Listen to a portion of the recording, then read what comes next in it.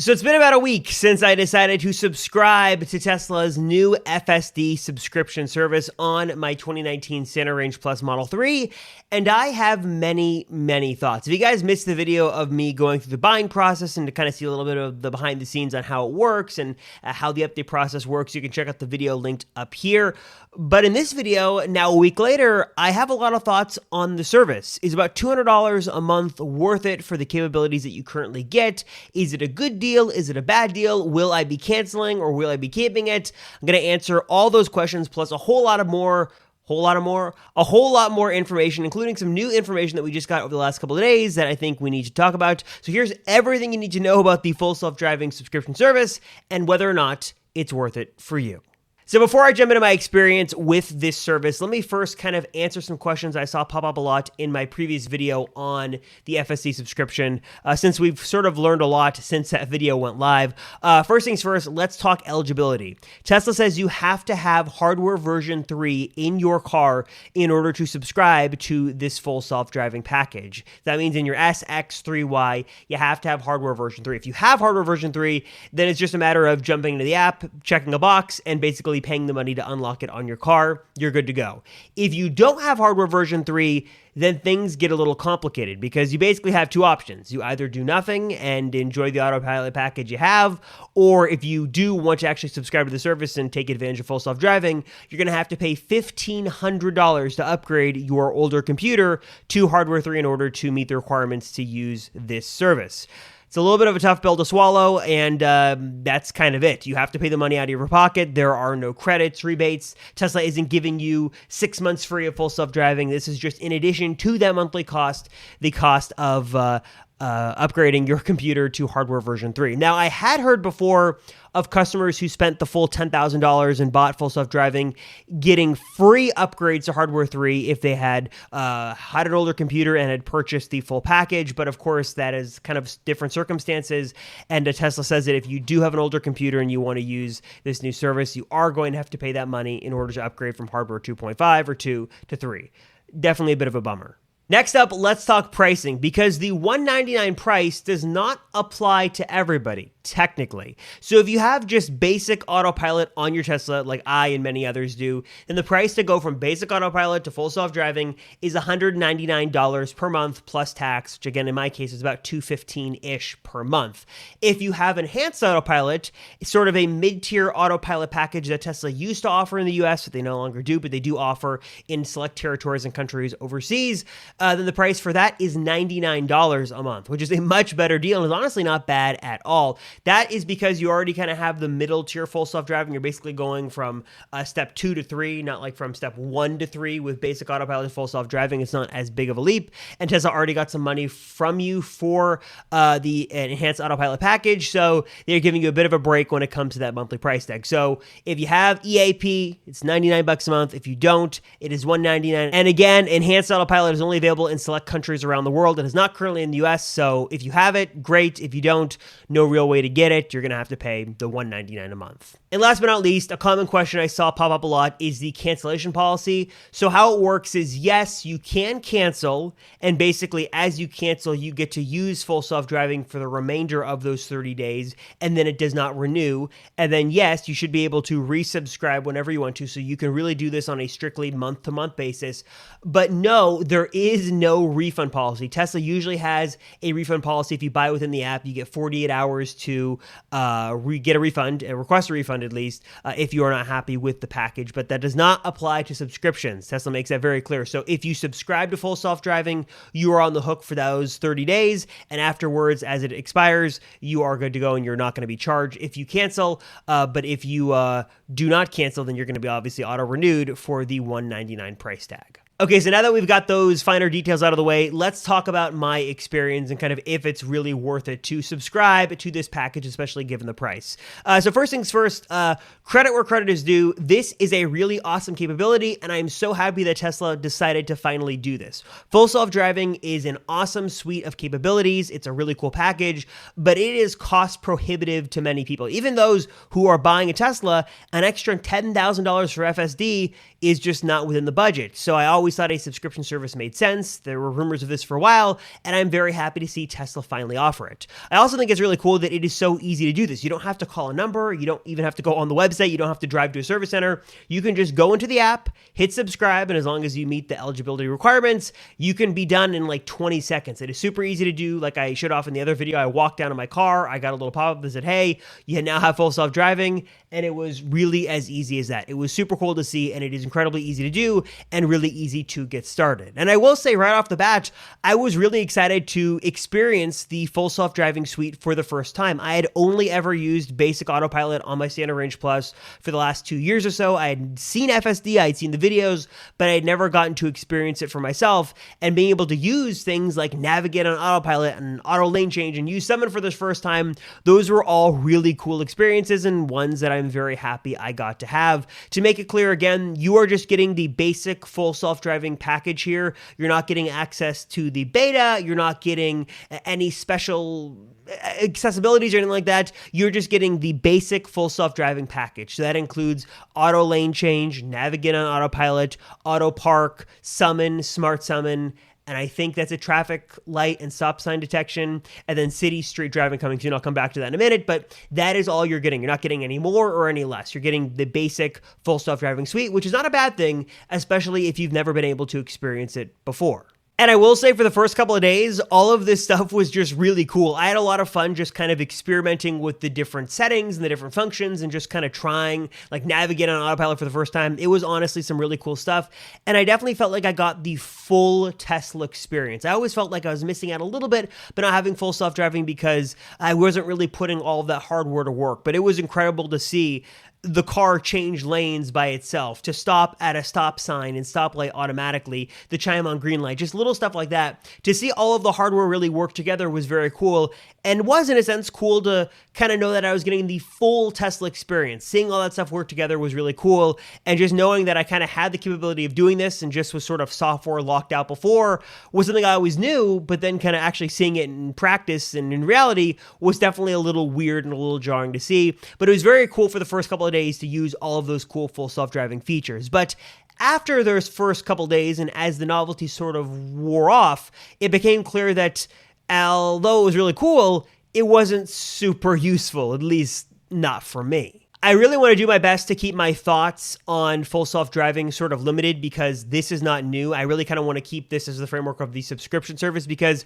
if you guys want to see a full self-driving review, there are plenty of other videos. I'm sure you guys all know about that, but I want to kind of keep my discussion here strictly on the subscription package because that's probably why you clicked this video. If you do want to see like my review of full self-driving, hit that link down below, or I guess there's no link. Comment down below that you want to see that and I can make that video, but I just want to be useful and respectful of your time and kind of keep this discussion in terms of the subscription package. So I will paraphrase my thoughts and say this. I think the usefulness of this package really comes down to your commute and your driving habits. Because if you spend a lot of time on the freeway and a lot of time going from on-ramp to off-ramp, changing lanes, stuff like that, then this is going to be honestly very useful for you. I'm on the freeway for a good amount of my day as I make my commute. I'm not usually changing lanes, but I am on the freeway, and that's where autopilot always really shined for me. Autopilot was this amazing, really cool thing that took the stress and fatigue out of driving and really allowed me to sit back and relax and sort of enjoy the drive in a way that I couldn't in any other car. Full self-driving definitely allows you to do that and sort of takes it to another level because you know you're going to get from on-ramp to off-ramp automatically without you really having to do anything. The car will do its thing and you sort of sit back and keep your eyes on the road and rarely, if ever, have to intervene. And I will say my two favorite features of the full self-driving package really were auto lane change and navigate on autopilot. If you're doing a lot of freeway driving, this is where it becomes really important and really cool. Having the car be able to change lanes for you was something that did not get old. That was super cool to see. And again, just being able to go from freeway on-ramp to off-ramp, the car kind of knows spatially where it's going. That is super cool as well. I always had instances in autopilot when there were mergers or lane changes. The car would just kind of not decide where to go and just kind of throw me into a random lane, not really knowing the distinction from one lane to another, whereas with Navigate on Autopilot, it knew which freeway went where and which one I needed to be in, and it would not only know where I needed to go, but it would make the appropriate lane change when I needed to get over in the instances that I did have to. And that was really cool to see. I think that if you are making a long commute and you are on the freeway for a good amount of your day and you have to make a lot of lane changes and stuff like that, that is where this could be extremely useful, because it just, again, as Autopilot sort of takes the fatigue and stress out of driving, this just makes it even better. You no longer have to get over lanes in traffic and have to deal with things in stop and go traffic, especially if you're in a city like I am in Southern California with horrible traffic. This just makes driving on highways much, much easier, and that was something I really appreciated. The other parts of full self-driving were a little hit or miss for me. The other parts like stoplight detection, green light chime, stop sign detection, those were all cool. I was happy to have them, but they really didn't change the way I drove. Same goes for auto park. I wasn't really ever in instances where I could really utilize it, so it wasn't super important to me. And then summon and smart summon and stuff like that was super cool to see with my own two eyes in real life and be able to use my own car, my own phone. Very, very cool. But I never was in an instance where I would ever really consider using it. I'm in Southern California. Everything is super congested. People are crazy in parking lots, so I would never really trust it. So I'd probably never really use it, though it was really cool to have the capability.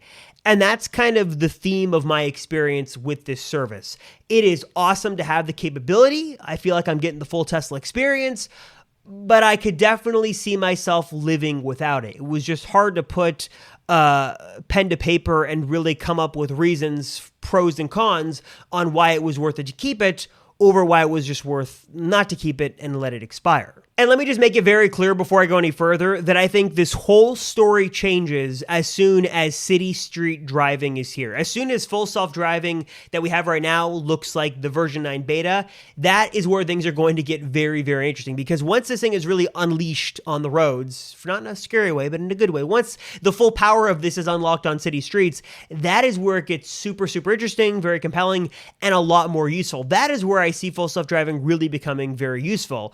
But as it stands right now, for me, it just doesn't seem to make a lot of sense to have this service. Now, financially, the numbers might tell a different story, which I'll get to in a minute, but just practically speaking, after being able to use this for about a week, and I still have a couple more weeks, but just after a week of use, my takeaway is it's a very cool service. It is cool to have all these functionalities and these capabilities at my disposal, but for my kind of driving and with my kind of commute, it just doesn't seem to make it any better. Autopilot by itself does a great thing. I'm usually in the carpool lane. I'm usually not making a lot of merges or changes. Autopilot just makes sense. I'd love to have the capability of full self-driving, but I just don't need it. At least not enough to pay $200 a month to have those extra features just on a whim when I feel like using them. But again, your mileage may vary literally here.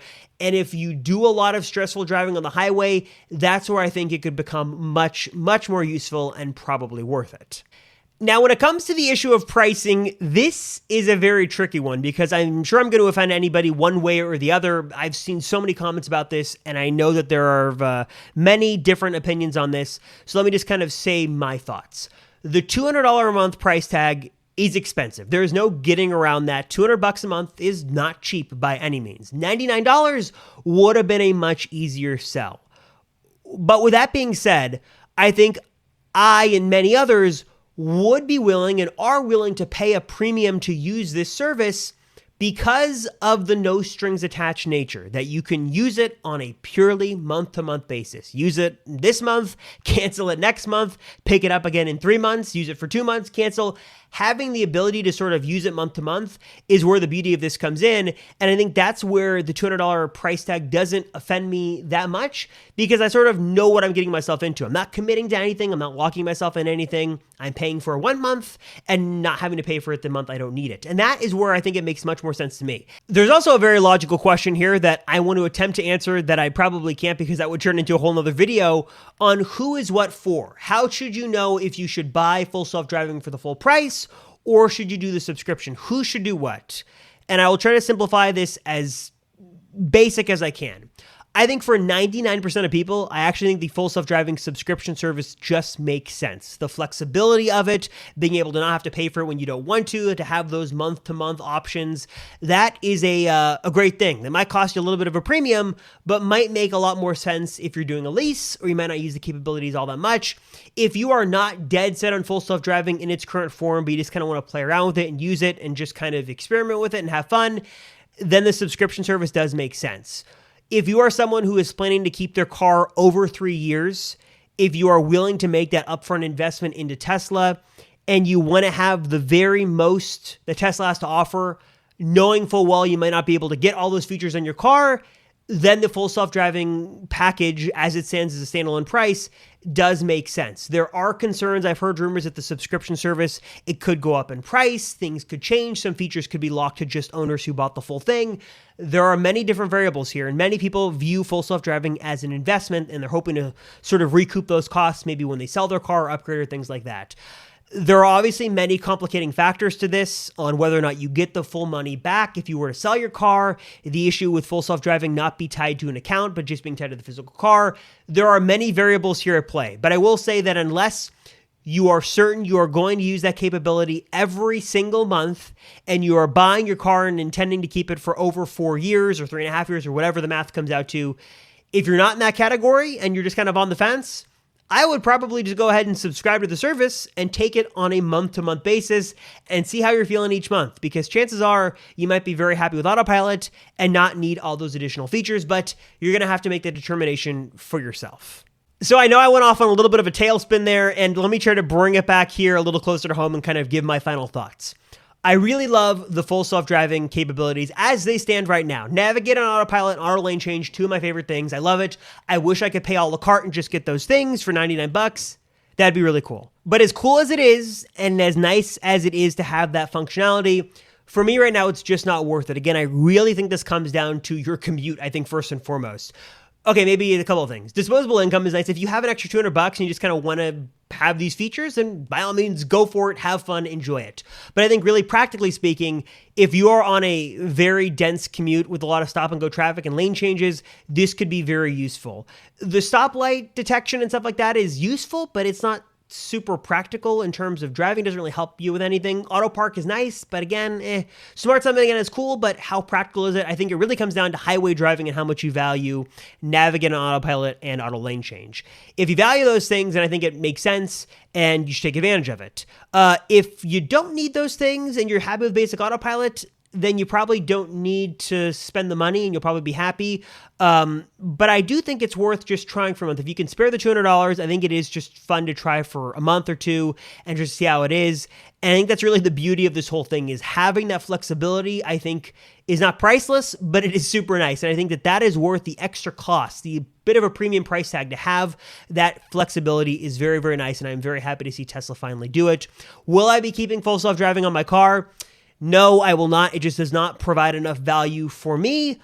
But I can't say that I'll never turn it back on again. If there's a new feature that comes out, when city street driving comes out and becomes infinitely more useful, then I will definitely resubscribe. But as it stands right now, it is an awesome service. I think FSD is cool, but it just does not make a lot of sense and does not provide enough value for me to continue to keep it. So I will be canceling after this month and living another day on basic autopilot. So what are your thoughts on the subscription service? Do you think the price is too much? Do you think the $200 is an outrageous price? Is it worth it for you? Yes or no? And do you think it makes more sense to buy full self-driving or do the subscription service? And that's a whole other video for another day. There's so many rabbit holes I could go down, but I'm going to leave it to you guys. What are your thoughts on the service? Leave your comments down below. Let me know. As always, thank you guys so much for watching. I appreciate it. I'm Robert Rosenfeld, and I will see you all in the next one.